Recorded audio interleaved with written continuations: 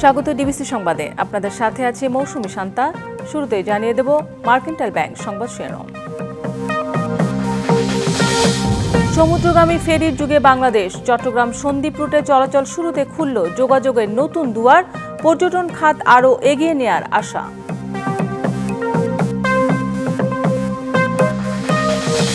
ঈদ যাত্রা শুরু। প্রথম দিন স্বস্তিতে ট্রেনে রাজধানী ছাড়ছে মানুষ। যাত্রী সংকটের মধ্যে প্রস্তুত সদরঘাট লঞ্চ টার্মিনাল।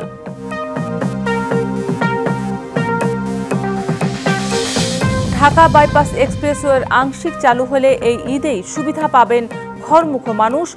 যমুনা সেতু মহাসড়কে যানজট ও দুর্ঘটনার শঙ্কা। ফায়ার সার্ভিসের ৬ ইউনিটের ১ ঘণ্টার চেষ্টায় ঢাকার রামপুরায় সিএনজি অটোরিকশা গ্যারেজের আগুন নিয়ন্ত্রণে। পুড়েছে কয়েকটি যান।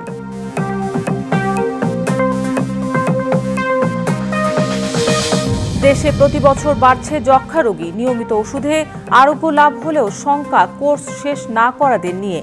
সচেতনতার ওপর জোর সরকারের। এবং বেশ কিছু গুরুত্বপূর্ণ এজেন্ডা নিয়ে দুপুরে বসছে বিসিবির বোর্ড সভা। ঘোষণা করা হতে পারে নতুন টি-20 অধিনায়কের নাম।